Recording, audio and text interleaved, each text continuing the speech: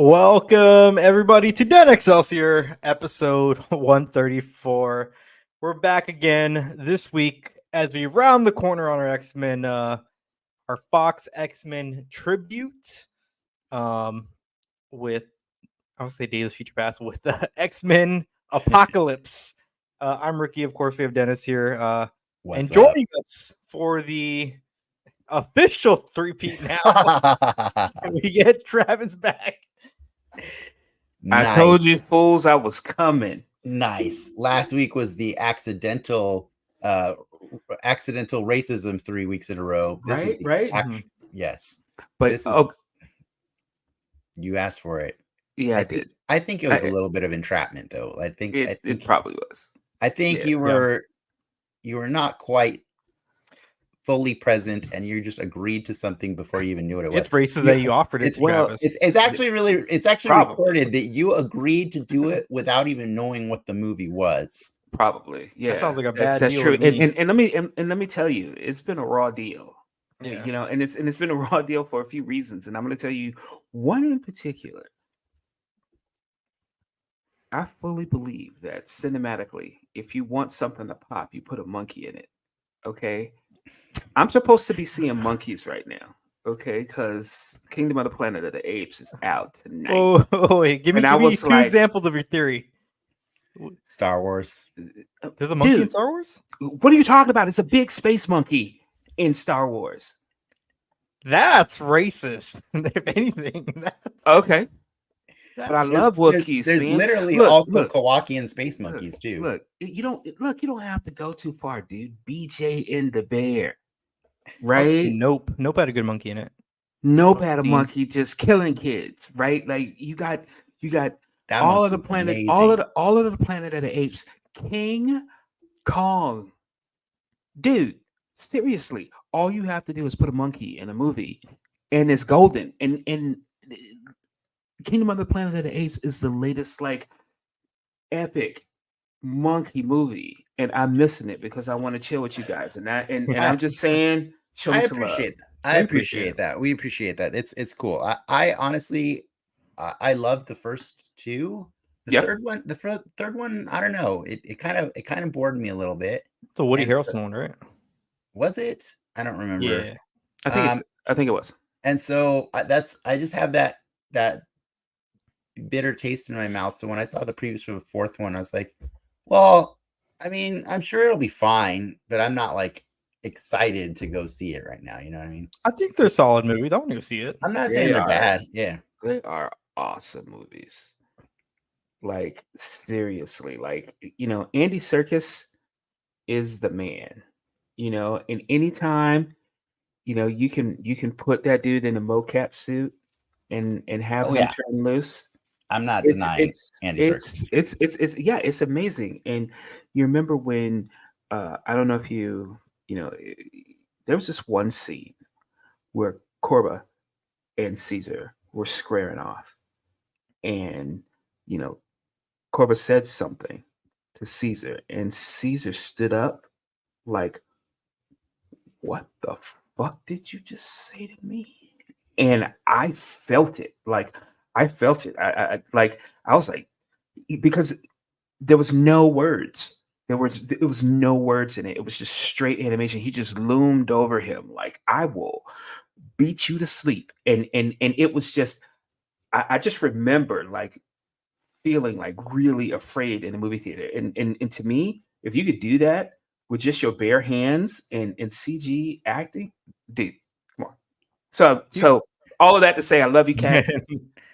And I'm missing monkeys for you. I'm sorry, but the monkeys will be there for you tomorrow. They will be. Do you think that trilogy they're going to loop out with the astronauts landing back on Earth? Do you think they're going to go all the way with it? Wait, how is it a trilogy? It's not the it's the fourth one. Yeah, no, but you're talking about the Marky Mark stuff. Oh no, I'm talking about this one. Yeah. Well, look, they keep making monkey movies forever. I done told you about these monkeys, right? Like, Yeah, they if don't there have was a to. monkey channel, I They would pay for it. they can just do that when they have run it to the ground and they plan to reboot it all over again. Exactly. That's when they'll do the thing. Plants on Earth again. I appreciate them doing the thing like in the order that they're doing it, because the original movies, it was like the first one is the big reveal, and then people like these movies, let's just keep making more. But you've already taken the big reveal out of the whole thing, you know. So like this, I do like it as a prequel, you know what I mean? Like that's cool. I wouldn't really call it a prequel because these are not the same movies or the same universe as the old ones, but it's just, you know, it's just a rebooted franchise, but they decided to start at a different point in time, at a more interesting point in time. And that's why the first one is such a fantastic movie, because like I think James Franco and John Lithgow just helped sell that franchise. Oh, like, absolutely. That Caesar forever. No moment is like, Oh my Yeah, God, right? yeah. Like best oh scenes my of the God. 2010s, hands Yeah. down. I was just about to say that. I was like, when he stood up and said no, I was like, whoa. Yeah. Whoa, dude. Yeah. It's great. It's great. Since we're sharing awesome movies, I meant to see it last week. Circumstances with my dogs prevented that from happening until finally yesterday. I went and saw The Fall Guy. Oh my God, that movie is awesome. If you have I need to go any, see it. if you have any appreciation for practical movie effects and the work of stuntmen, or the director of all the John Wicks and Deadpool 2 and Bullet Train and Violent Night and Nobody, watch this movie because it's just a joy to watch scene after scene of stunts, and it strangely does a great job of paying tribute to the old Lee Majors show too, which is Nice. which is fun, because like that was kind of the premise of the show, is like, yeah, they're stunt people, but they're going off and doing like they got like side gigs. They're always like, because they need the work, you know, and they're always getting hired to go do like investigate this, find my lost dog, whatever. And he'll just like, okay, I'll do it, but I'm also gonna climb on that roof, jump to that balcony, and, you know, crash through that window. And you're like, okay, that's fine if you want to do that. Like unnecessary action here. There's a door down there, but you could have checked the lock. Yeah, no, but that's what this movie is. It's just constant stunt work. And then I think the coolest thing for me is the credits show you all the real stunt work like that was put into the movie. That's classy. And it's really classy. Yeah. And so Ryan Gosling is just having a moment right now, because like he is fantastic in that movie.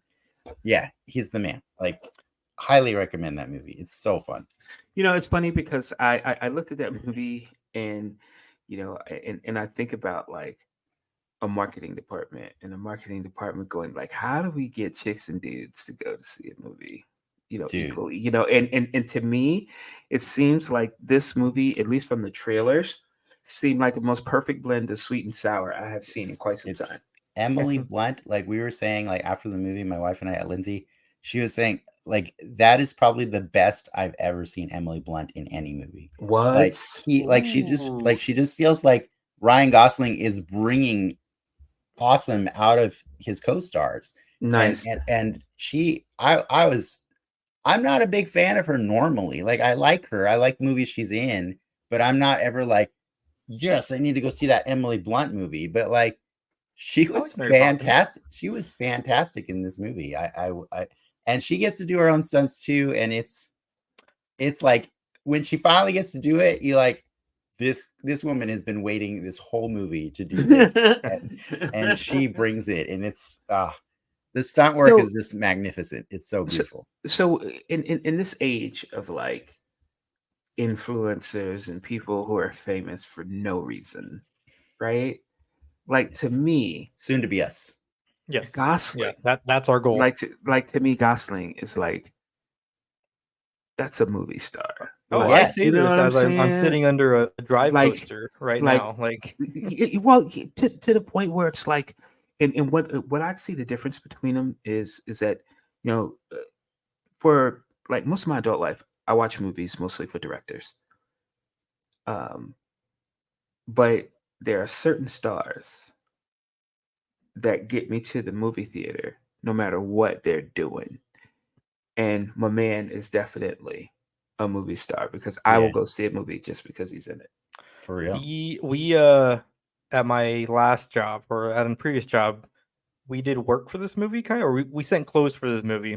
Mm-hmm. And I remember that conversation of like, should we send some jackets to this Fall Guy movie starring Ryan Gosling? And they're like, nah. And I'm like, do you know the last time Ryan Reynolds had a cool ass jacket in a movie? Yeah. There's Ryan Gosling. Yeah. Like, we have to do this. And I want to go see it just for that, to see if our clothes ended up in it. Nice. I definitely remember that was my pitch to do it. Yeah, absolutely. Randomly, like one of the times I was coming back on a flight from London, and I just couldn't sleep. I was too wired from the trip, whatever. And Ricky had sung the praises of Drive so many times over that I found it on the airplane TV. I hit play. I watched it. I was like, that was a pretty good movie. I kind of really like that movie. And so then I still had about 8 hours or so left on the trip, something like that. So I'm like, Ides of March, Ryan Gosling and George Clooney.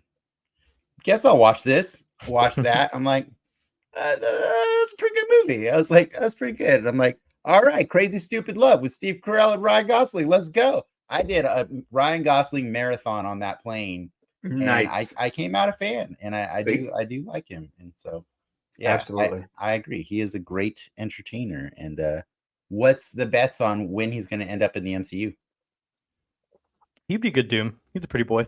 I would love him as Doom so much. Okay. I'm gonna go off the beaten path here. Nova? I know you're mostly Marvel, but I'd really like to see him as Booster Gold. He can be both, man. He can be. I know, but like after you get in one and you like really put your foot in it, and he doesn't do movies usually where he doesn't put his foot in it. Like it'd be almost impossible to cast him as a new super at that point, right? I mean, if you think about it. And come on, for real. Be pretty good Booster Gold. He'd be a really good Booster Gold. He's a good. He'd be great. Gold. Yeah, I could also see Glenn Powell doing that too. If Guy Gardner wasn't taken, I would love to see him as Guy Gardner. That'd be pretty funny too. But I feel like Guy Gardner's can't be as handsome as Ryan Gosling. No, it's not. Nathan Fillion. Nathan Fillion is just ugly enough to be Guy Gardner. Yeah, exactly. I mean, he's well cast. He's well cast because he's like, Guy Gardner's like that douche. I think Nathan Fillion, part of his charm is that he is very approachable. He looks obtainable. No, I didn't say obtainable. I said girls feel like they could, they could he could get it.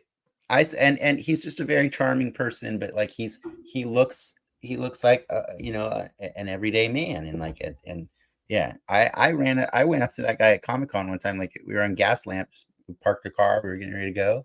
I saw him walking out of a coffee shop carrying his coffees, and I was like, Nathan Fillion, I love you. And he's like, I know. And then I was like, can we get a picture? And he's like, I was waiting for you to ask. Nice. And it's just great. He's just a cool, approachable guy. But yeah, I think I would be a little more intimidated to do that with Ryan Gosling if I just saw. Yeah. I mean, I'd still do it because I have no shame. We know. Yeah. I don't know how to pivot this into the thing I want to be talking about before. What do you want to talk about? I want to talk about X-Men 97. You're damn right. That's what you want to talk about. Tolerance is Extinction Part 2, guys. I know we're going to talk about a movie later tonight on the show, but can we talk about I said it last week. I said, you know what? This season's not even over. I'm already giving it a 10 out of 10. 10 out of 10. Is there any way that this show can fail us next week? No. Well, you say that. No. But I have high doubts they will fumble the bag at this point. I said. You have high doubts? Yeah. No, that they won't. That they won't fumble. Oh no, you're No, crazy. They have yeah. just been mainlining.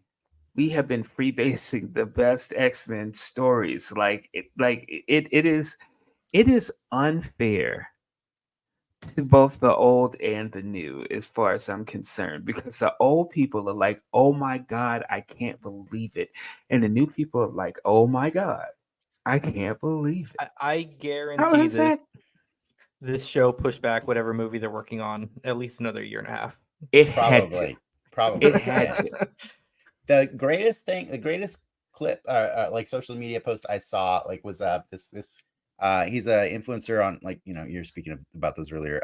Coy Jandrew, he has a podcast. Sorry, apologies, I can't remember what it was, but I saw a clip from it the other day, and he was saying, when this show was first announced, his greatest fear was that there was no way it could live up to the awesomeness of the old 92 show, right?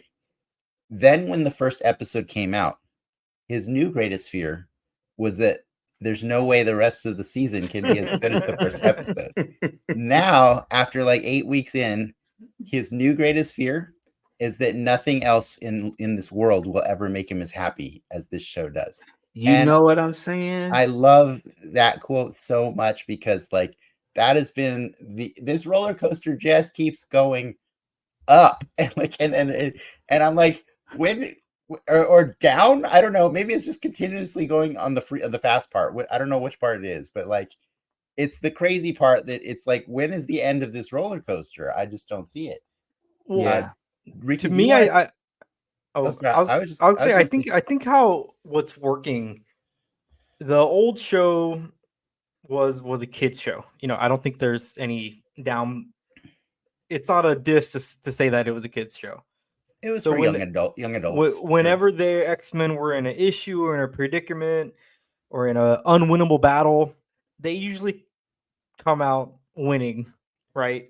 I'll tell you, every time they came out winning, on that old show, it was never a result of Wolverine shanking somebody. That's what I can promise you.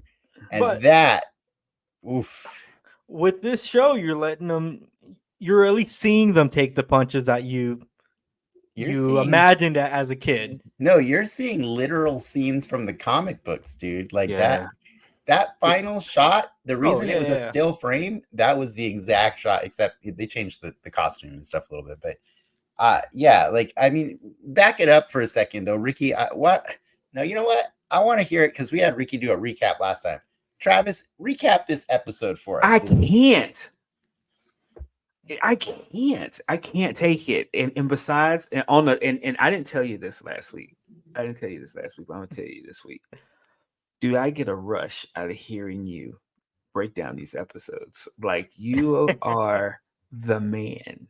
Like, I'm like, Dennis is watching this at a whole nother level. I can't even, right? I straight up like watched an episode because I was like, was it as cool as Dennis? Yeah, it was. Listen, this is what I want to say. Like, and this is very important because of the movie that we're about to talk about later. But this canon, things that people remember being set in motion, like, and you can tell that the people who crafted this read those comics. Oh, I talk about that geek strength again. They didn't just right? read Like, those comics.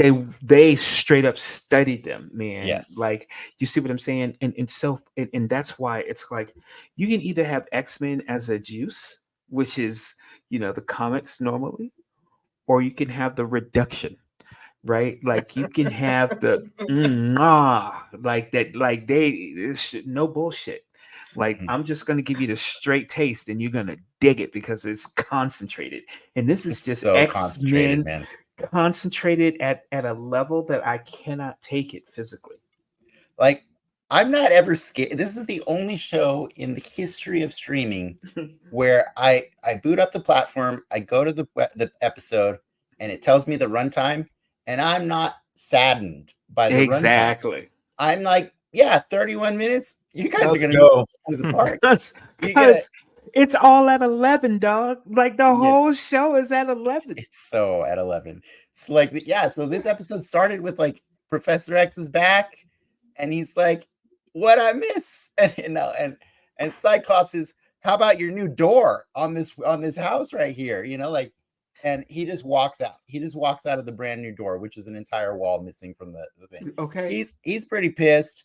Like Jean's like, have it out, get it out of your system. He's like, I'm not ready for that. He leaves. Meanwhile, like Storm in all her badass goddessness and Forge show up to rescue Roberto and Jubilee in Brazil. And then what do we got? Morph and Wolverine are probably still banging. That's definitely happening. And then Rogue is changed into her classic costume and is wearing Gambit's jacket. And she is not happy with Professor X at all. Like at all. Nope. At all. And Magneto is off in the checking out the ocean and reviving his lost asteroid M from I don't remember which season of X-Men it was on the cartoon. He did do the asteroid M story already in, I want to say, like season 4. It was pretty cool to see he brought that relic back, and then he just drives it around like it's a freaking, it's his little moped or something like that. He just brings it to Professor X's front door and says, "Hey, so told you so. Look what happened while you're gone, you dick." Yeah. Are we done playing nice? Can we agree that it's time to wreck these people? And he's like, "Who's with me? Who's coming with me?" He did a Jerry Maguire, and Rogue and Roberto were like, "Yeah, we're going. We're out with you." And that hurt. Like Professor X is just taking a few of them on the chin this whole episode, and rightfully so. And so the team's kind of divided because they got two problems they got to deal with. One is they need Magneto to bring back electricity to the planet. Like they need him to do that. And also they've got to take out Bastion, who is the mother of all supervillains and is a telepath or technopath that is getting ready to launch a full-scale assault with his Sentinels. So what do they have to do? They have to finally acknowledge one of the coolest things from the 90s, X-Men Blue Team and X-Men Gold Team. And they have to split up into their two teams, which was always something that every nerd from the 90s will mansplain away all day long. They'll always tell you, there's two teams, right? And why is there any reason for it? Just so you can have two separate comic books running at the same time. That's it. That is it. They always had to split up two teams. There's at least always two X-Men comic books running because they got so damn popular in the 90s that we're like, we can't just have them all in one book. You got to do it. And even in the 80s, they were doing that too. That's what DLC you got. Yeah, pretty much. That actually was in the 80s too, when Chris Claremont was writing Uncanny X-Men, and they're like, dude, you can't have all the good toys. We could sell this, we could milk this for more than it is, and that's why they created X Factor. And X Factor, the whole point of that comic was just to bring back the original 5, but on their own team. And we'll talk about him later, but that X Factor is actually where Apocalypse appeared, because they kind of weren't allowed to use a lot of the toys that Chris Claremont was using at the time, which was like Magneto, Mr. Sinister, all the cool people, so like they had to create a new villain that was separate from Chris Claremont's storyline. The rest. Did they ever?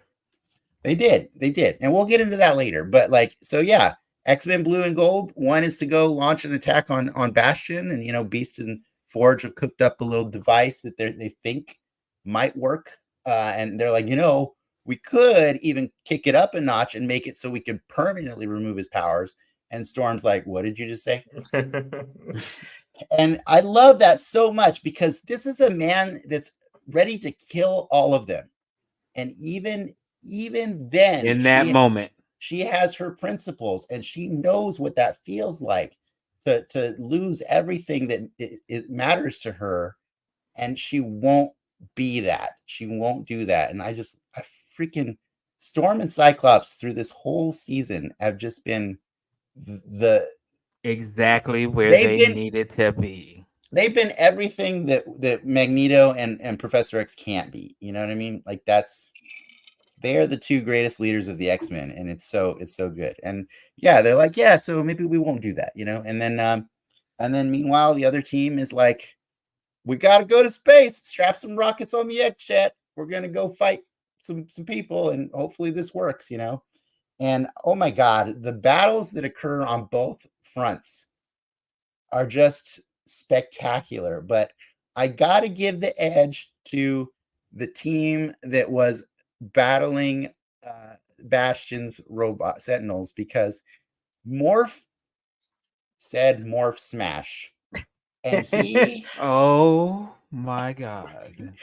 how awesome was it to see Morph break the little rules of the show and suddenly just become the Incredible Hulk?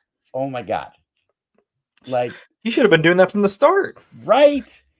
I was texting Travis and I'm like, can we get a ruling on Morph's powers? Because why did Professor X not just ask Morph to change into Magneto and reset the Earth's magnetism? Yeah. And it's I believe it's because Morph's powers are physical based. And not like that's what the thing at the end of the episode says. They made Morph whatever they want him to be for the show. Well, that's true. But he's pretty consistent in that he's usually fighting hand to hand or with weapons and stuff like that. So, but that was an amazing moment. But I don't want to take away from the final moments, which were one, you got to see Mr. Sinister do some crazy ass Castlevania style combat with Jean Grey, right? And then slide dodges. Oh God, the slide dodges are amazing. But then he reveals that his true master plan was to get his writhing little thing of chance back, you know, after all this time. And he's mind controlling Cable, and he puts Cable against Jean Grey. And I thought it was a really cool thing because Cable's been on the X-Men show for years, the old cartoon. Mm-hmm. But he never uses his powers. And so I was really excited to see. Did they ever acknowledge that that's Jean's kid back then? No. Well, it's not Jean's kid, but well, they've never said who his or mom who his was. dad is. I think they might have hinted at who his dad was in the old show, but they've never revealed his power, because that's actually kind of a normal thing for Cable, is to not use his power. That's why he's got all these gadgets and stuff. That arm of his, like, I really like the little moment where they explain. They go out of the way to explain why Forge can still walk around even though electricity got taken out, because Forge ain't stupid and he made a thing to prevent it from ever happening. But like, for anybody wondering, well, why is Cable's arm work? Cable's arm is not actually a mechanical device. It's actually the techno-organic virus, which is taken over that part of his body. And the reason we never see Cable use his powers in the comics or the show, or very rarely, is because he's using his telekinesis constantly to keep the techno-organic virus at bay, to keep it relegated to just his arm. So, like, for him to let loose, like, means he's giving up something. He's giving up a portion of his humanity, because it's going to spread more and more like a cancer. So, like, you know, mind control Cable went all out, and you got to see that he is the true child of, you know, well, at least the clone of Jean Grey. And I think he killed her. Not the biggest deal technically, because Jean Grey's die as often as there's another one in a tube waiting. Yeah, as often as X-Mansions get blown up, Jean Grey's died. So it's okay. It's okay. It still hurt. I think what hurt more is that she invited Cyclops in on the Zoom call to see her die. You know, like, that was a little awkward. The courtesy. So he got to see Jean die, and then a moment later he looks over here and Magneto is ripping the adamantium out of Wolverine end show. Oh my God. Well, that scene in particular, I got the sense that they were going to kill Magneto. Well, Wolverine was going to kill Magneto. Yeah, Wolverine was Well, gonna, and that's why Well, Rogue said, Char- "Hold up, sugar. You're aiming to kill." You know, like Well, Charles she makes a comment to Cyclops that like you got to do it now. Like after their argument, and I took that as like, yo, Charles is like going to kill Magneto, or the plan is to kill Magneto. That's how I took that. I didn't take that as the plan. I took the plan as we need to go there and make Magneto use his power to fix the planet. You can't do that if he's dead. I thought Yeah, they but were like after the argument. Yeah, like it could have been like, let's lobotomize this dude as well, you know. Possibly, but dead I don't think was on the table. I think they needed him alive. So Wolverine is the loose cannon always, and you know, Rogue saw that instantly. So the first chance, you know, he got to lunge at her, she's like, no, sugar. Yeah, you're playing a different game than everybody else is here right now. You know, we're trying to play nice, and no, that's not cool. Yes. But yeah, no, that whole every moment of that episode, like watching Magneto say, there are two words I've wanted to say to you for so long, Charles. Shut up. Like, oh my God. It's so good. It's so good. Yeah. Is there anything I missed? Is there anything you need desperately to talk about? Like, man. What I don't do predictions for next week. Like in what state are the X-Men in this time next week? Misery. I can only I gotta think that because these, you know, they did 2 seasons, they won't mind like really twisting the knot. Oh yeah, season finale wise. It's gonna hurt. It's gonna be good. Something is gonna go down, and I don't even want to think about what it is. I just want to be on that ride. It's so much. There's so many good stories. Like, here's the thing: there's so many good X-Men stories that have come out since the '90s show. So, like the '90s show did a great job of encapsulating like the previous 30 years of X-Men stories, like getting all the best of the best stories. But yeah, but like now there's been another 30 years of stories. So let's go. Yeah, Krakoa is one you could do. That's just New Magical, right? No. Krakoa is a living island. Sentient, yeah. Yeah, it's a sentient island. That they end up eventually, they basically try to do the Genosha thing all over again, but this time everybody agrees to do it together, and yeah, it gets bonkers. But another one they could do is the House of M. That's a fantastic story that involves the whole Marvel universe in really awkward ways. Yeah, I don't even dare like tell them how to tell their story right now. Just go. Just go, dog. Just it's fantastic, and I'm there for it. I can't wait. I was so excited to get a text from Travis on Wednesday morning. I was like, "You finally did the thing. You finally watched it for breakfast. It's so good. You couldn't wait until the evening." I could not wait. Yeah. Do you have any news you want to share with us before we switch over, or no? I mean, you mentioned fantastic, and of course, we got some news. All right. The button is supposed to happen. Not that one. Oh.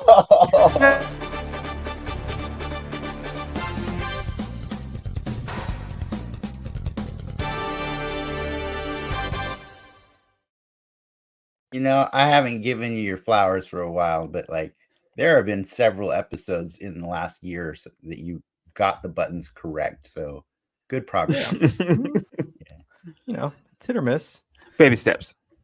To kick off before we get into the fantastic talk, there was the Disney conference call earlier this week, and within that meeting, Bob Iger basically spoke on the kind of strategy of Marvel Studios going forward, and essentially quotes, he wants Marvel movies to come out at two good films a year, 3 maximum. From about the 4 pace they were at previously. Yeah, I read that as we've been releasing way too many not good movies a year.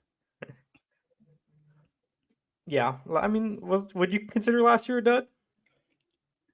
Last year wasn't impressive unless you count Guardians of the Galaxy Volume 3. Like we should do a ranking the worst year in Marvel. I mean, I'm saying I don't say why you wouldn't count it. I'm saying like that's the exception. I feel like that movie was fantastic, and then wasn't Wakanda Forever last year? No, No, It was the year before. Okay, Mhm. okay. Yeah, As you were. Wakanda- yeah. Guardians 3 was stellar. Was stellar. Yes, the other ones were the And- Marvel and the Marvel. Quantumania. Oof. Quantumania was rough, man. That was a rough one. It So was. yeah, I agree with this, and I don't even remember all the shows that we watched last year, but they were okay. Some of them were great, some of them were not. Well, I mean, we're on a good. So this year we got Echo, and we're probably getting Agatha this year. That's kind of the other. Bro, rumor. as far as I'm concerned, X-Men 97 is part of this MCU. Yep. Because like they've already mentioned the Wizards of Kamar-Taj. You know what I mean? They're plugging in little stuff. They did the Doctor Strange magic. Like they're you watch. It's gonna like when they were explaining Bastion in that episode, and they said, and Storm said, in another world he could have been on that portrait. Boy, that's a what if episode. And waiting to happen. Yeah, that's a what if episode. What if Bastion was one of the original X-Men? So, yeah. Anyways, we don't need to talk more about 97 right now. Keep going. No, 97 done. Fantastic Four is on. This and God, hours ago. Ralph Ineson from Game of Thrones and The Witch is going to be our Galactus. Who was this guy on Game of Thrones? I don't even remember. I couldn't tell you. I did see a clip of him. He has the voices there. I need to see how they do the costume, but he's got a good. Well, is he actually going to be in costume, or is he just going to be a voice? Is Galactus going to be an actual face under that giant helmet? We'll find out. What is your preference, Travis? Do you care? I'm looking this cat up because because I'm like Game of Thrones. Huh? You need him in the suit, right? He looks familiar. I don't need him in the suit. Like no. How else do you do Galactus aside from the cloud? Giant CG. Yeah, he's gonna be all CG, I think. Oh yeah, but they don't. Do they? You don't think they're not going to model his face? They might model his face. Yeah, but yeah, it's fine. It's fine. Cool. We got Galactus. I don't know who he is. He's probably great. It's fine. What else you got? Well, you know who else is great? John Malkovich. Malkovich is great. Wait, what? He's also going to be in the Fantastic Four. He is. His role is not disclosed, unknown at this point. So here's the trick. Who do you want more for Mole Man? Paul Walter Hauser that we announced last week, or this guy? Well, I'll say this. I think one is Herbie and one is Mole Man. I don't. I think the two are like that's your 1-2 punch. I do want a John Malkovich Mole Man because I kind of want like a Shakespearean Mole Man, like someone who wants to be taken seriously, but everyone's just like, you're fucking dumb, dude. And I think the other guy is going to be Herbie. I think those are the only two Fantastic Four characters you know, because you're really locked in on Herbie. Herbie didn't even exist before the. But we know her. But I'm saying is we know Herbie's in the movie, and Herbie hasn't had a voice yet. Well, we don't know. Yeah, we don't know if they haven't cast a voice for. Well, yes, that's. I don't know that I want John Malkovich to be a voice only. Yeah, that's a waste of John Malkovich, right? Oh my god, if he was Mole Man, that would be. Look, he's always awesome, but there's something about him that just passively says "fuck you" to everyone. Yeah, that I enjoy immensely. I guess I just like was seeing Paul Walter Hauser as like the great comedy take on it. But if we already got the Underminer from The Incredibles, maybe we want a more serious take. I don't know. I want a serious because like I feel like you get into like MODOK territory, right? If you go too comedy with it. Yeah, it's fine. And I want like I want the joke is to be about him, not about what he's saying. I'm excited. Yeah. I'll take a John Malkovich always, any day. Keep going. What do you got? I think we had a new toy got announced. It's a repackage. It's not just a repackage. It's a new torso. It's a Venom. They calling it a reissue for a retro Venom. He's just got a new torso with butterfly shoulders, so he can actually like do more posability. A lot of people are upset because he didn't get the toes. He's gonna. There's a lot of different Venom heads. I think that's a movie Venom head. Honestly, I think that's one of the old movie Venom heads. That does look like a movie one for sure. Yeah, I think it's movie Venom head. He looks fine. If you like Venom, this is like the 8th Venom toy ever that they made in this line. So keep going. Oh yeah, he's got the ab crunch too. You see it? Mm-hmm. Yeah, he's got the same articulation as the new Spider-Man toys now. So he's cool. I'm down. I'll take it when he comes out. It's fine. But yeah, it's too many Venoms. Too many Venoms. Not enough news. Oh well, see, there's two things. One supposedly is a fact, and one I think is a rumor that I heard that I want to get your perspectives on. So which one do you want? Which one do you want to hear first? Fact first. Okay, Giancarlo Esposito said that he was cast in the MCU, and it's not as Professor X, is what he said. And it's not as Prof X. It's in a role. So what do you think? Before. I honestly think he's going to be the Norman Osborn in the Spider-Man show. You mean the cartoon? Yes. They're going person of color for that show for Norman. So the waves are not... Wait, an animated show? You think? Yeah, the one that's coming out this year, next year. I don't think it's Giancarlo. I don't think it's animated. Unless they bring him into the movies also, which is cool. He's too big of a star. Why would you do that?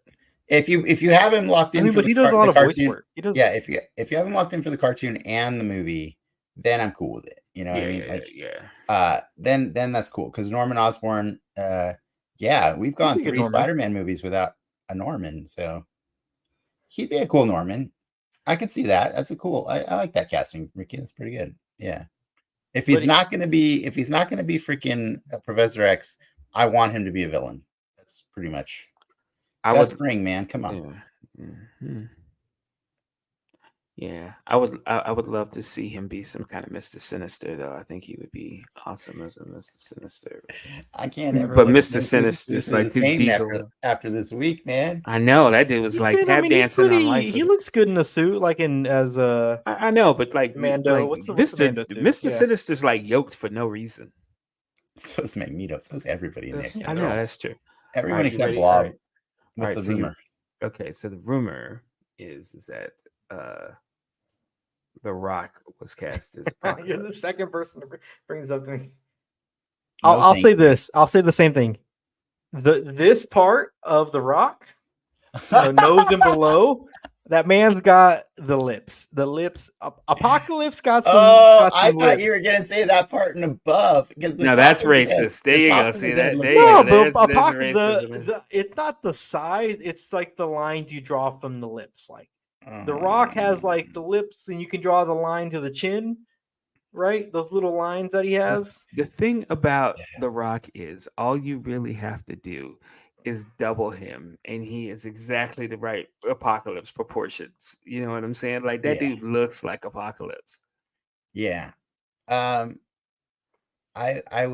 definitely think they could do worse things than start with leading into a tease of Apocalypse because at this point this X-Men movie is not coming out fast enough for sure. So you need to come out like as hard as James Gunn is doing with that Superman movie. For real. And you need to talk about that. You need to put all the things. I mean, you can talk about that Superman picture. I don't. The less we talk about X-Men Apocalypse, the better, as far as I'm concerned. Well, I think it's a professional obligation. We have to talk about the suit. Please. I loved it. I love the suit because it looked like fabric. It looked like a suit that his mom made for him. You know what I mean? Like, it doesn't have to fit perfectly. It doesn't. It just has to be charming, and I think it still has really cool texture to it that gives alien whatever vibe kind of thing. But just seeing the little wrinkles here and there in the arms and like the folds it went far for me. I love that. I love it. And I like the humble nature of him sitting there putting his boots on. You know what I mean? Like, I hope he's doing that at quadruple speed or bro, something. You gotta like hurry that, up here. Yeah, but it's a still frame. It's a picture. It's fine. But I know Travis has thoughts. Look, James Gunn made me cry over a raccoon. Okay. I have no doubt that he understands the assignment. Mhm. And there was something about that wrinkle. There was something about him putting on his shoes after it's clear that he has already been in a fight. His suit is dusty. I don't think he's taking him off because there's some shit going on outside in the distance. But yeah, so he's got a job to do. This looks like a job, for Superman. And look, he made me love Peacemaker. He did make you love Peacemaker. He made everyone love Peacemaker. He is Twice. writer, the director, and the head of the goddamn studio. Yeah. There is nothing. Go ahead. There is nothing. There's no excuse for this movie not to be the greatest thing since sliced bread. And there is something about Superman in that pose that shows how humble he is, how tired he must be, but the fact that he's on the job, and to me, that's exactly what Superman should be. So I cannot wait. And to wrap it all back and segue into the next thing, as I was saying, at this point, when that X-Men movie comes out, it needs to go at least as hard as James Gunn is going, but preferably it needs to go as hard as this cartoon is, because they have a lot of fans waiting for a lot of different stories to happen all at once. So exactly, if Apocalypse just shows up to smile at the end, just like Thanos did in Avengers, I'm fine with it. Just let us know the roadmap of your X-Men stories, because those are going to envelop. Like, let me make this straight. Like, X-Men and Spider-Man are what sells Marvel Comics. The Avengers are all that Marvel had to work with when they started making movies. The Avengers were not the popular comic at all.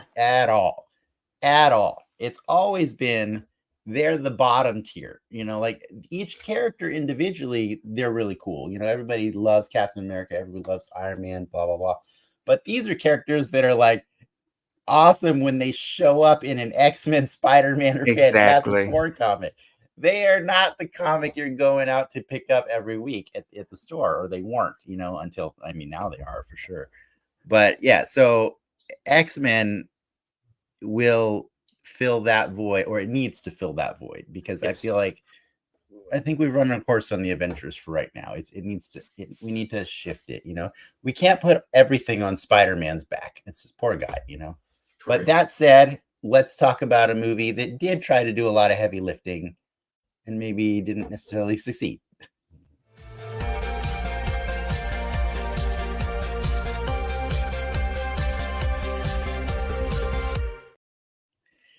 X-Men Apocalypse. Woo! This came out in 2016, dude. 2016. That was a great year. All right, I'm gonna put this out there right away so that everybody who's tuned in knows. Apologies, we do a 1 hour show here. You're gonna get 10 minutes tops of us talking about this movie. Well, you got 9. Yeah, 9 now. 9.5. Yeah. This movie is rough, and it's because like it's all downhill after Days of Future Past, right? Like it pretty much, I mean, unless with the exceptions of Deadpool. Deadpool is saving this franchise. People like Logan. I like Logan. I know most people like Logan way more than I do. I get annoyed, but we're not going to talk about those. We're talking about this piece of crap that is X-Men Apocalypse. I will say this: watching this yesterday, I hated it less than I did when I watched it in theaters. But that's because this is only the second time I've ever watched this movie. And it will be the last time I watch this movie. It's not good, man. And I think part of the problem right out of the gate is it starts with, us meeting this character Apocalypse, and he's doing his weird soul transfusion, and he just looks stupid. He just looks like Ivan Ooze. He's a bad design. He looks like Ivan Ooze from the Power Rangers movie, and it's bad. He's not big enough. The suit's too intricate. He's definitely not big enough. Like had the suit been good, this movie would be more rewatchable just because of that. No, because the other thing that's wrong with this movie, everything. Everything. That's what's wrong, Dennis. No. Everything is wrong with this movie. Everything is wrong with this movie for no reason. They changed things. I thought Storm was kind of cool. No. Storm ain't gonna just rock with Apocalypse like. No. That part. No. But she actually was a thief in Egypt. That was closer than Okay. I mean, so I'm a big Olivia Munn fan. She was a terrible Psylocke. Wrong. Just everything was wrong. Everything was wrong. Everything that I said about Deadpool last week, it is exact opposite here. Okay, and at the core of it, it's disrespectful. It is quite disrespectful. It's disrespectful, and that I talked last week about how your geek knowledge, your geek power, your geek strength came from the fact that you internalized these stories. You love these stories. You want to see them done in HD, larger than life. You want, like I talked to you about X-Men, like X2, and how like the first time you see Nightcrawler, like actually bamf, and you go, damn it, that's exactly how I looked in my head, right? Mm-hmm. Apocalypse didn't look like he looked in my head. Like, all of these people had the wrong motivations. Why is Havoc an X-Men before like Scott, the original X-Men is, right? Like I said, like Storm's going around and Psylocke is going around just murking kids, like, in Magneto, like, dude, like, there's more elegant ways you can save someone's life instead of going, ooh, and it was just like, it was the worst. And it was like all of these good actors saying really bad lines, right? The whole time. So the canon was wrong. The acting was good, but the lines were cheesy. Like there was so much here that was just so wrong. And it was like, and it didn't have to be. And that was the worst part. There was nothing forcing them to do this way.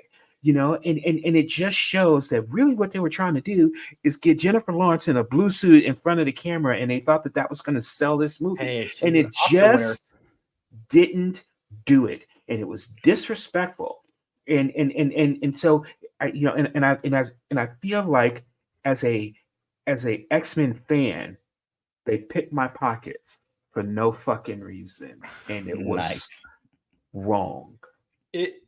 Everything about this movie feels rushed. And it's a 2.5 hour movie, right? It's like so long. To Travis's point, you have the cast is pretty fucking stacked, right?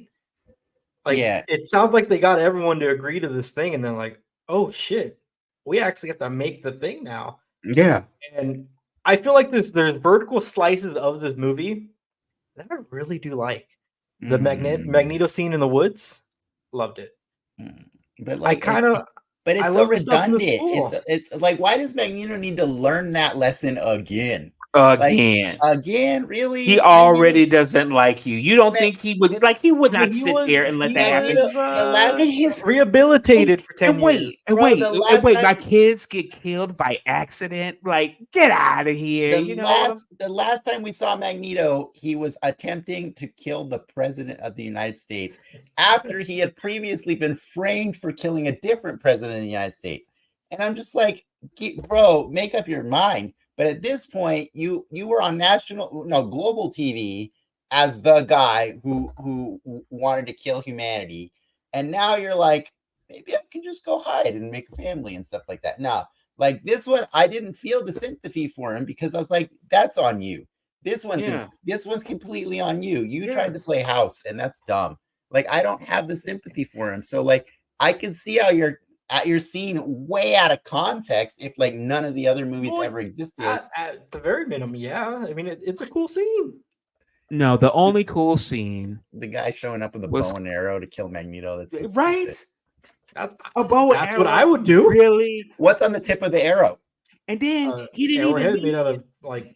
He didn't even really mean to. If you look, it was like he tripped or something and shot somebody and killed people. Get out of here with that. The only scene in this movie that was good was the Quicksilver scene. I mean, I wish I would have just saw that scene and them told me get out of the movie theater. My problem with the Quicksilver scene this time around is like the way Havoc dies, and Quicksilver's just like, I don't know, I thought I got everybody, and like cut to next scene is Scott having this big cry fest and feeling terrible about it.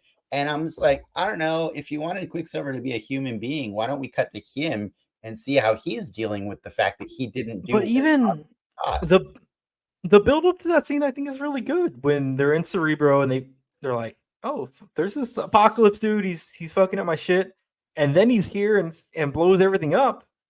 It's very serious, very, a lot of shit's going down, but like, and then you cut to comedy Quicksilver. It's weird. The scene's cool, but it's weird. You know what's super weird is to have Psylocke be this character famous for making a psychic knife, and then at the end of the movie in the final battle, she's like, "What if I made it a whip?" And I'm like, "What? Why are you making it a whip? That is stupid. All I wanted to do this whole movie is watch you fight like Psylocke." And you cut a car in half, and that's it. Now you fight with a whip and strength beast. This is dumb. I don't understand. Like, disrespectful is Beast, what it was. I'm so tired of Beast pretending conveniently to be like normal whenever he wants, and then he's not the Hulk. He's Beast all the time. Yeah, that's the problem. You gotta save budget somewhere. Disrespectful. It's all disrespectful. I'm angrier than I was earlier. Like, because you're welcome. Well, he's right. We got a minute, 2 minutes.